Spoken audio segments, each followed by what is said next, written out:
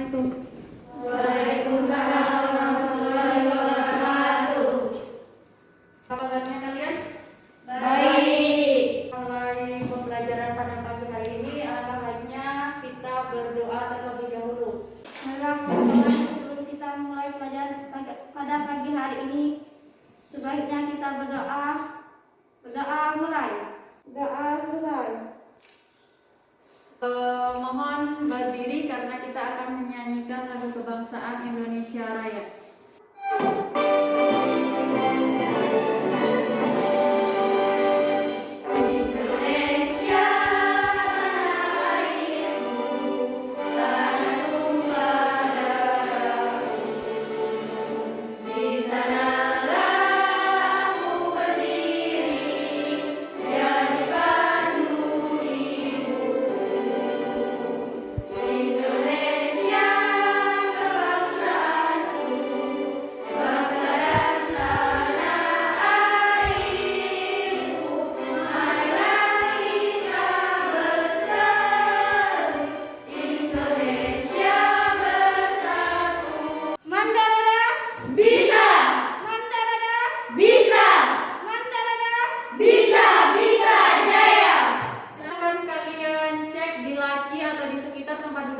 Apakah ada sampah?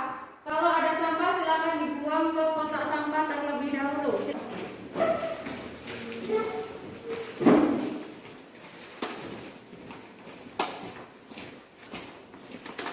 Nah, kan kelihatan rapi, kelihatan bersih. Aku ingatkan kembali ya tentang penerapan protokol kesehatan, bahwasanya saat ini penyebaran COVID-19 itu semakin meningkat. Jadi kalian sebaiknya perketat penerapan protokol kesehatan 5M.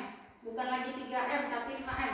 Menjaga jarak, mencuci tangan, memakai masker, Menjauhi kerumunan, dan mengurangi mobilitas. Absensi pertama adalah Bella Tiara hadir, Dina 20 hadir Bu, Lia Aprilia hadir, Triana hadir. Ya baik, hari ini berarti semuanya berangkat dan bisa mengikuti pembelajaran dengan baik. Kita akan membahas tentang proses sosial disosiatif.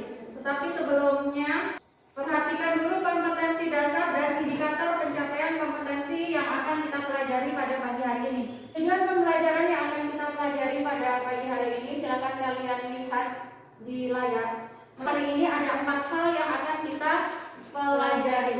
Kemudian untuk teknik penilaiannya seperti biasa, Ibu akan mengambil penilaian pada saat kalian diskusi, kemudian keaktifan, dan yang terakhir adalah pada saat kalian mengerjakan evaluasi. Minggu lalu kita belajar tentang apa anak-anak? Proses sosial asosiatif. Mereka yang masih ingat apa sih proses sosial asosiatif? Asosiatif adalah proses sosial yang mengarah pada penyatuan. Nah, benar. Kemudian bentuk-bentuk dari proses sosial asosiatif. Siapa ingat? Nah, Rita silakan.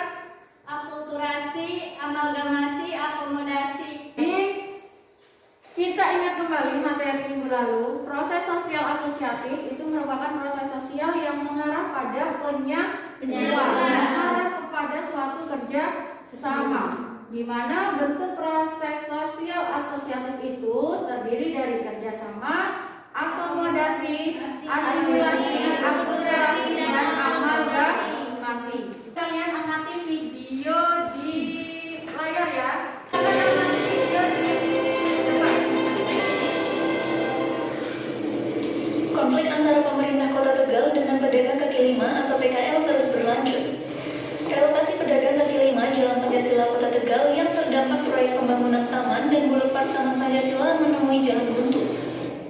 Lahan relokasi yang disediakan oleh pemerintah Kota Tegal dinilai jauh dari keramaian, sementara dinilai tidak jauh dari tempat para pedagang kaki lima mangkal sebelumnya.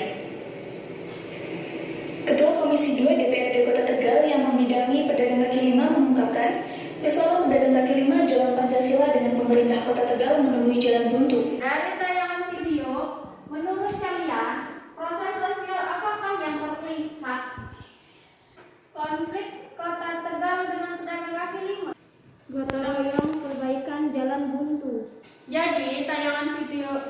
tadi itu tentang konflik yang terjadi antara pemerintahan Kota Tegal dengan para pedagang kaki lima. Kenapa terjadi konflik? Karena Lahan kaki lima mau dijadikan taman oleh pemerintah. jadi di situ pemerintah Kota Tegal itu akan mengadakan relokasi. Tetapi apa? Tetapi para PKL itu tidak setuju. Karena apa? Karena tempat relokasi yang dipilih oleh Kota Tegal jauh dari keramaian. Untuk lebih memahami materi, Ibu akan membagi kalian ke dalam 3 kelompok. Silahkan nanti kalian diskusikan dengan teman kelompok kalian melalui grup WhatsApp yang sudah Ibu buat. Dan salah satu dari kalian silahkan menuliskan hasil diskusinya di lembar yang sudah Ibu siapkan. Kelompok 3 itu siapa? Kelompok pilih bahannya untuk diskusi bahannya dan kelompok akan kalian diskusikan. Ibu akan bagikan materinya melalui grup WA.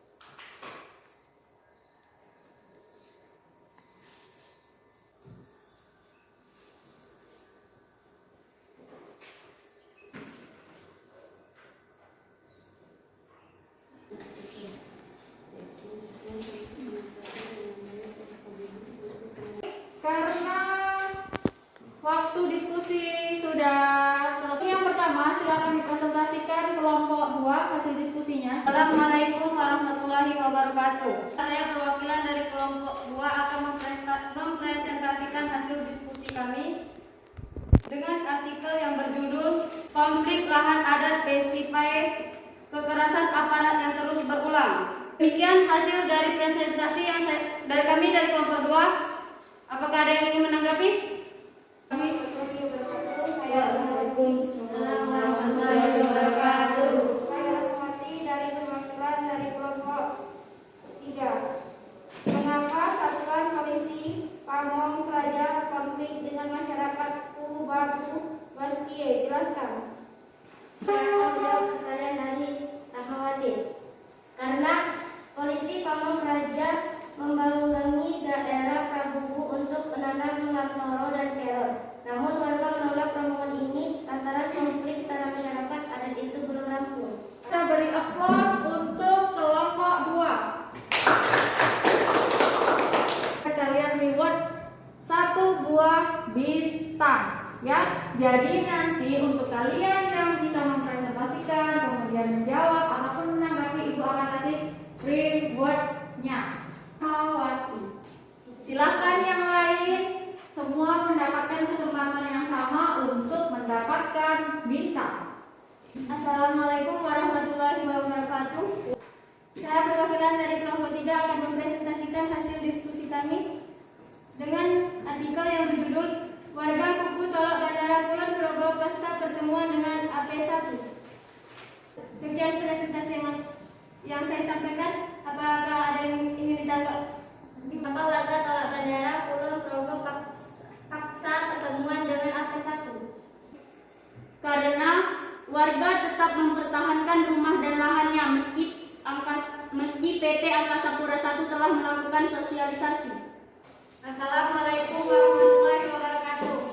Saya perwakilan dari kelompok 1 akan mempresentasikan hasil diskusi kami dengan artikel yang berjudul Buat apa sih para pesohor dan artis itu beli klub sepak bola? Presentasi dari saya. Baiklah, saya perwakilan dari kelompok 2 ini menanggapi dari kelompok 1. Mengapa pesohor dan artis itu beli klub sepak bola? Saya perwakilan dari kelompok 1 akan menjawab pertanyaan dari kelompok 2. Untuk mewujudkan keinginan dengan berkompetisi di Liga Nasional atau Divisi 5 dalam tingkatan liga yang dinaungi oleh Football Association Inggris. Kita kasih aplaus untuk kelompok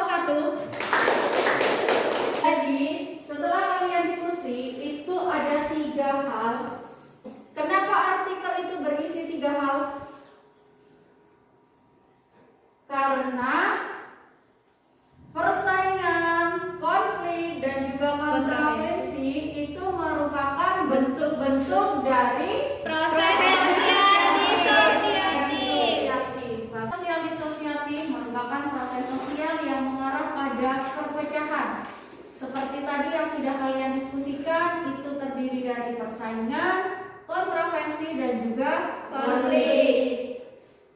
Persaingan atau kompetisi itu merupakan proses sosial yang dilakukan individu atau kelompok untuk mewujudkan keinginan dalam bidang tertentu. Kontroversi itu merupakan suatu usaha untuk merintangi atau menggagalkan tercapainya tujuan pihak lain. Konflik merupakan proses sosial yang terjadi ketika seseorang atau kelompok dengan sadar atau tidak sadar menentang pihak lain yang disertai dengan ancaman ataupun kekerasan. Dari kalian, adakah yang bisa menyimpulkan? Ya, silakan Winda. Assalamualaikum warahmatullahi wabarakatuh. Baiklah, materi kita pada hari ini tentang proses sosial disosiatif. Proses sosial disosiatif merupakan proses sosial yang mengarah pada perpecahan. Bentuk dari proses sosial disosiatif itu sendiri antara lain: 1. Persaingan atau kompetisi. 2. Kontroversi. Yang ketiga, pertentangan atau konflik. Saya sudah menyimpulkan materi. Selanjutnya, adakah yang mau memberikan refleksi pada pagi hari ini? Saya Bu. Nah, silakan Dina berikan refleksinya. Assalamualaikum warahmatullahi wabarakatuh. Saya akan menyampaikan refleksi pada materi hari ini. Manfaat yang bisa kita dapat dari pembelajaran pagi hari ini yaitu kita dapat mengetahui dan memahami tentang pengertian proses sosial disosiatif beserta bentuk-bentuknya. Selanjutnya, untuk mengetahui pemahaman kalian tentang materi pada pagi hari ini, Ibu akan memberikan kalian beberapa soal evaluasi. Silakan nanti kalian tuliskan nama kalian di sudut kanan